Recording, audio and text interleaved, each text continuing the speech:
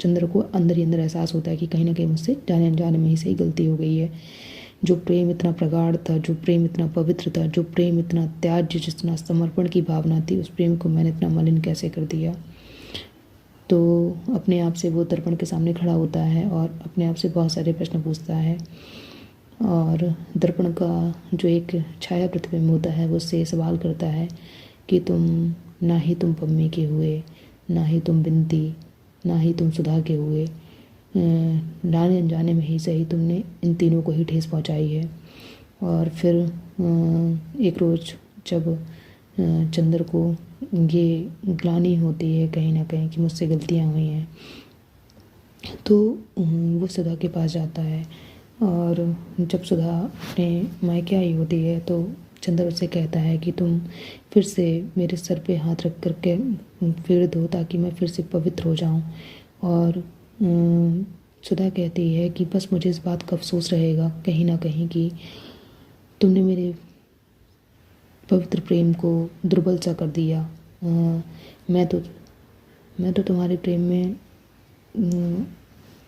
सदैव डूबी सी रही, सदैव मेरे प्रेम में समर्पण की भावना रही, त्याग की भावना रही।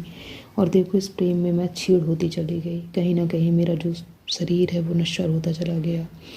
और मैंने कहीं ना कहीं विवाह में भी मैंने सिर्फ एक शरीर दिया, ना कि आत्मा। मेरी आत्मा तो तुम्हारे पास रह गई।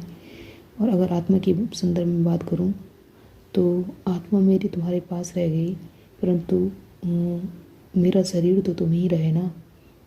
तो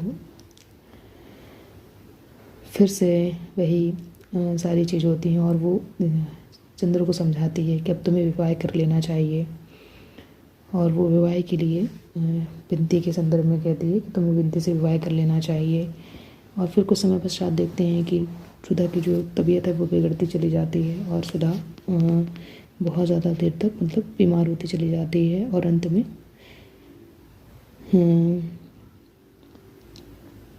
उसकी मृत्यु हो जाती है। और जब सुधा की मृत्यु हो जाती है तब चंद्र और बिनती उसकी राख को प्रवाहित करने पहुंचते हैं घाट पर।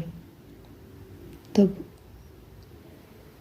बिनती एक छोर में सुधा की राख बांधना चाहती है, लेकिन चंद्र उस राख को फैला सा देता है और फिर अचानक से झुंझला जाता है। उसे एहसास होता है कि ये सब गलत है कहीं ना कहीं।